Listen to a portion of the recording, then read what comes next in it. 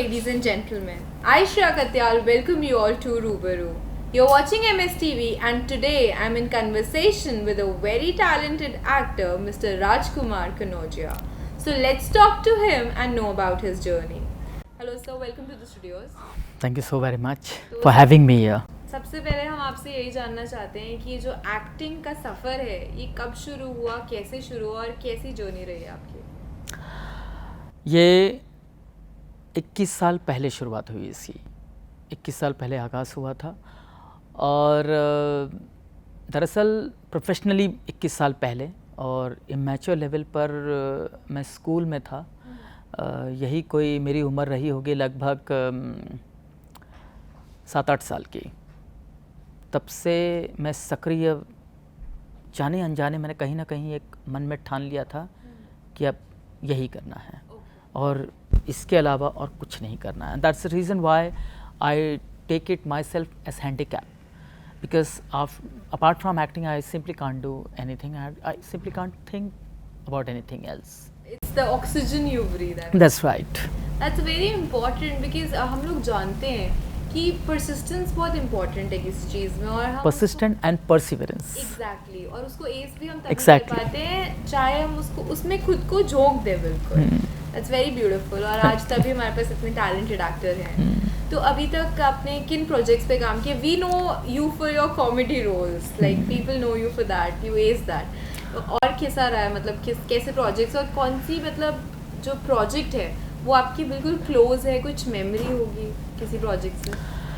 जैसे कि मैंने कहा कि मेरी जर्नी मेरे बचपन से शुरुआत हो गई थी और इन सालों में अनगिनत रोल करने को, अनगिनत किरदार निभाने का मौका मिला।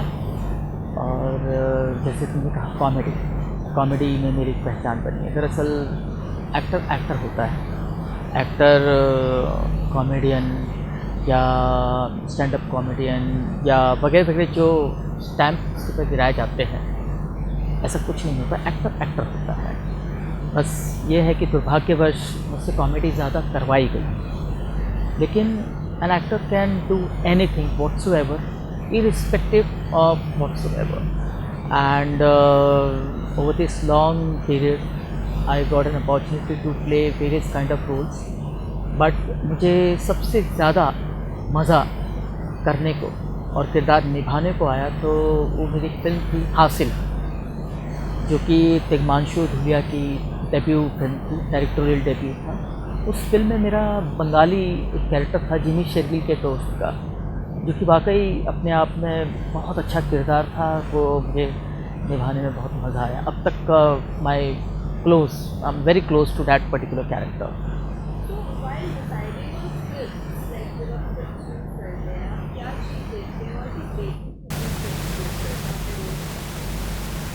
सबसे पहले तो मैं ये देखता हूँ कि उस किरदार से मैं अपने आप को कितना रिलेट कर सकता हूँ, और वो किरदार अगर मैं उस किरदार के आसपास किसी और जीते जागते व्यक्ति को जानता हूँ तो उनको मैं एज अ रेफरेंस तौर लेता हूँ, रेफरेंस के तौर पर। तो वो मेरा R&D होता है एक तरीके से, होमवर्क। और अगर मैं नहीं जानता हूँ किसी को, जैसे आजकल खूब बायोग्राफीज़ बन रही है, खूब एक्टर्स कर रहे हैं, और अमूमन जैसे मिथोलॉजिकल पीरियड ड्रामा हम करते, एरा फिल्म करते, तो अमूमन ऐसा होता है कि हमको नहीं पता होता है कि वो कैसे थे, क्या थे। तो इस दृष्टिकोण से मैं एक अलग R&D करता हूँ और ख़ुद का अपना एक अलग अपना एक्सपीरियंस जो भी है मेरा, उसके अंतर्गत एक अलग चीज़ों का समीकरण करके मैं उस किरदार को निभाने की कोशिश करता हूँ। So you try to relate that character to your personal life. Yeah. तभी आपका एक्टिंग में प्रोग्रेस आती है. या बिकॉज क्या होता है कि अगर हमें कोई रेफरेंस या कोई इंस्पिरेशन, ऐसा कुछ अगर हमें कोई सब्जेक्ट ऐसा कुछ मिलता है तो बहुत आसान हो जाता है किरदार जीने में, और अगर नहीं मिलता है तो फिर ख्याली पुलाव पकाते हैं हम, और कभी बीरबल की खिचड़ी बनती है, कभी कैसी खिचड़ी, ऐसे। You always say that acting is no acting. So that provides originality to your work. Exactly. That is what is needed. Exactly. We have to be organic and at the same time we have to be very real, on real. and we somehow we should deliver magic. That's what all about acting today in today's scenario. अगर हम देखें हर artist whether it's an actor or any person has some ups and downs in life. मुसीबतें आती हैं तभी हम निखरते हैं. तो मैं जानना चाहती हूँ कि आपकी लाइफ में ऐसे क्या ऑब्स्टिकल्स थे, क्या हार्डशिप्स थी जिन्होंने आपको राइज करने का एक बूस्ट दिया so that others also get inspired. जैसे मैंने पहले शुरुआती इंटरव्यू के शुरुआत में कहा, परसिस्टेंस एंड परसिवरेंस. तो ये सबका समावेश होने के बाद अगर हम इसी डाउनफॉल को सकारात्मक तरीके से सोचें तो ये संघर्ष नहीं होगा, ये एक प्रोसेस होगा, एक जर्नी.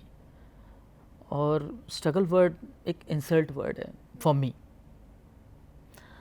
तो उसको जर्नी, पॉजिटिव जर्नी की तरह ले और उससे सीखे, समझे, जाने तो हम बहुत कुछ, मतलब हमारी लाइफ में ऑब्स्टेकल्स होंगे ही नहीं, उसी ऑब्स्टेकल्स में हम पॉजिटिविटी ढूंढेंगे.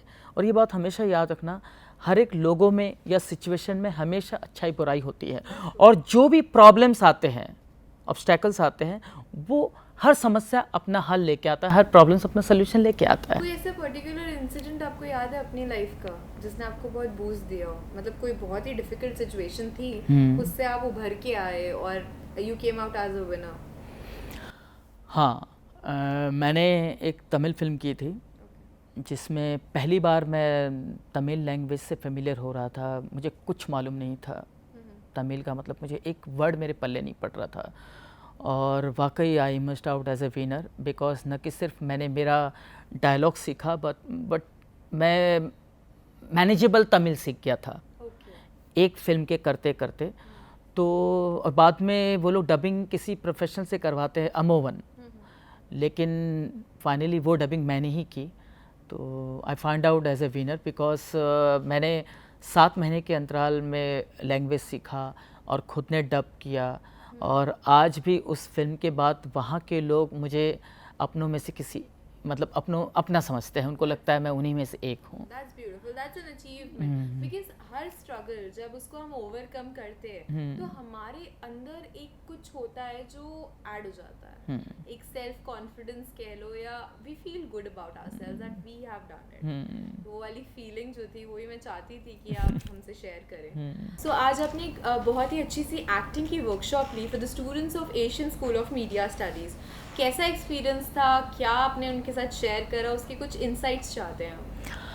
सबसे पहले तो ये बता दूं कि वाकई मुझे मैं ज़्यादातर देता रहता हूँ लेक्चर, मैं बहुत जगह गया हूँ इंडिया एंड अब्रॉड, लेकिन मुझे यहाँ सच में अच्छा लगा. इसलिए नहीं बोल रहा हूँ कि मैं आपके सामने रूबरू हूँ, लेकिन वाकई ऑनेस्टली स्पीकिंग मुझे बहुत अच्छा लगा, क्योंकि यहाँ के स्टूडेंट्स बहुत कोऑपरेटिव थे और तमाम लोग होने के बावजूद सब में एक डिसिप्लिन था. और they were all a very good learner, और एक अच्छा सीकर ही बहुत कुछ, एक अच्छा सीकर बहुत अच्छा स्पीकर बन सकता है आगे जा कर के. सबने तो सबने अच्छे से सुना, और आई एम श्योर कि ये लोग जो भी आज इन्होंने सुना वो अनसुना नहीं करेंगे आगे जाकर भी, और इसे अपने जीवन में कहीं ना कहीं लाए, यही उनसे अपेक्षा है मेरी. डेफिनेटली. तो आज किन टॉपिक्स को आपने टच किया, थोड़ा सा हमें भी ज्ञान दीजिए. एक्टिंग के क्या वो बेसिक मंत्रास होते हैं, क्या स्किल्स होते हैं जो एक एक्टर को हमेशा माइंड में रखने चाहिए? देखिए, एक तो मेरा प्योरली मानना है, अगर जो कोई भी एक्टर बनना चाहता है तो सिर्फ एक्टिंग के बारे में सोचे और कुछ न सोचे.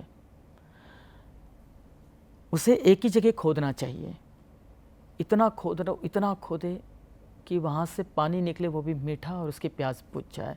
क्योंकि आप 50 जगह खोदोगे, 50 जगह हैंडपम्प लगाओगे, तो इसमें पानी भी नहीं निकलेगा, प्यास भी नहीं बुझेगी, या निकलेगा तो खारा पानी निकलेगा. एक ही जगह चुपचाप ईमानदारी से आप जुटे रहो, लगे रहो, अच्छा और मीठा पानी पियोगे और प्यास बुझेगी.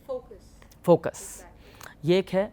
और दूसरा प्रॉब्लम ये है कि अपना समय, अपनी एनर्जी, अपना तजुर्बा काम ढूंढने में ना लगाए, अपने काम के ऊपर काम करें तो काम आपके पास आएगा, कामयाबी आपकी कदम खुद ब खुद चूमेगी। बहुत ही ब्यूटीफुल चीज़ आपने शेयर हाँ। करी है, क्योंकि हम ना अपना बहुत सारा टाइम काम ढूंढने में लगा देते हैं, which is not true.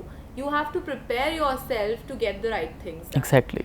We just like find the right things and then prepare ourselves, Exactly. which is the wrong approach, guys. क्योंकि मेरा मानना है कि जो अपने काम का नहीं, काम उसका नहीं, Exactly. तो मतलब वो कोई काम का नहीं रादर। Exactly. सही बात। और टाइम बहुत ज़रूरी है, क्योंकि टाइमिंग हर एक लिहाज से ज़रूरी होता है हमारे जीवन में। Patience. एग्जैक्टली, धैर्य का होना आजकल बहुत के लोगों ज़रूरी को है। हर चीज़ बहुत इंस्टेंट चाहिए। They're looking for things कि मेहनत नहीं करनी, बस रिजल्ट्स आ जाएं, which cannot be done. Exactly. जो हमारे एंसेस्टर्स थे, या मैं कह लूँ कि हमारे से पहले वाली जनरेशन जो थी, बहुत मेहनत करी और तभी कोई प्लेटफॉर्म उन्हें मिला है। और उस प्लेटफॉर्म को पाना भी जब हम देखें अपनी जर्नी से आसान होता है, बट उस Exactly. लेवल पर रहना, ठहरना और मेंटेन करना is a task. Very true. So बहुत अच्छा लगा आपसे बात Thank you करके, so आपसे much. इतनी सारी चीज़ें सीख कर।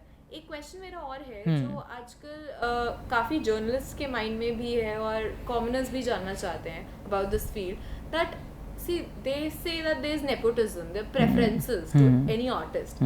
आपने आज अपने आप को इस्टेब्लिश किया है, आपने इंडस्ट्री को बहुत करीब से देखा भी है, तो नेपोटिज्म को लेकर आपके क्या व्यूज़ हैं? इज़ इट एक्चुअली लाइक कि प्रेफरेंसेस दी जाती हैं या फिर टैलेंट स्पीक्स?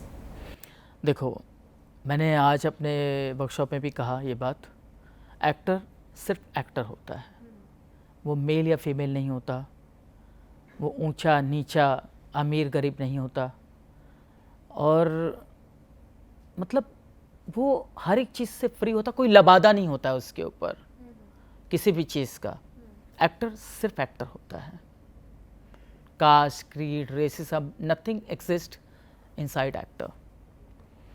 और यही वजह है कि मेरा मानना है कि एक्टर को हर एक चीज़ से दूर रहना चाहिए, अपने आप को दूर रखना चाहिए, फिर चाहे वो पॉलिटिक्स हो या समाज के अलग अलग नेपोटिज्म, जो कुछ भी उठ रहा है, बिलीव्स है, डिसबिलीव्स है, मिथ है, इन सब के ऊपर उठ करके आना चाहिए।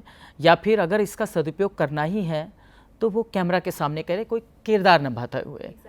Otherwise, unnecessary, never to indulge in all such activities. All This the is judgment exactly. Right. Never to be judgmental for others. Who are we to be judgmental for That's others? very true. And at the same time, an actor should not impose his or her respective ideas on others. Never to impose our stuff. This is what I believe in. तो it's like if we quote nepotism, तो उसमें यही कहेंगे हम कि अगर एक platform मिल भी गया, उस प्लेटफॉर्म को मेंटेन आप कर ही नहीं पाओगे अगर आप टैलेंटेड Exactly. तो it is just a myth, what I believe, and Very true. Very true. That's nice. Okay, so अब इतना सारा ज्ञान आपसे लेने के बाद, आपकी जर्नी के बारे में जानने के बाद, मैं चाहती हूँ कि आप अपकमिंग एक्टर्स को कुछ टिप्स दें, उनको इंस्पायर करें कि like how to go about in life and how to be successful in the acting career. Exactly. सबसे पहले तो दिमाग में ठान ले कि आप एक्टर है, क्योंकि जब आप ये समझ लेंगे कि आप एक्टर है, तभी सोसाइटी आपको मानेगी कि आप एक्टर हो। लेकिन एक्टर आप तब बनोगे, आपके मानने से कुछ नहीं होगा। एक्टर आप तब बनोगे जब सोसाइटी बोलेगी कि वो एक्टर है, क्योंकि हमारा जो काम होता है वो दिखने वाला काम है, बोलने वाला नहीं। हमारे बोलने से कुछ नहीं होगा, सोसाइटी को बोलना चाहिए कि आपका काम अच्छा लगा, बहुत अच्छा किया आपने, ब्यूटीफुल, ये वो, सोसाइटी को बोलने दो। और मैं ये कहना चाहूँगा कि be positive, be full of energy, और be yourself, love yourself, because until unless you won't love yourself, how come you expect others to fall in love with you? So just keep loving yourself and keep smiling. Observe करो, absorb करो, explore करो, लेकिन अपने तरीके से। That's it. Very well said. Thanks for coming to the studios today. Thanks for inspiring us and talking to us. My Thank you. So, do you realize that self-love is a blessing? It's the need of the hour. जब तक आप खुद को प्यार नहीं करोगे तो दूसरे आपको कैसे एक्सेप्ट करेंगे, कैसे प्यार करेंगे? And one more thing which I learned, and it's very important for you also to take a note, is that not your words, let your work speak. लोगों को बोलने दो, आप काम करो, और appreciation will follow you. That's all for today in Rubaru. I, Shreya Katyal, sign off for the day. But I'll be back with another amazing celebrity guest for you. Till then, you keep watching MSTV, हर पल आपके साथ, and don't forget to stay connected.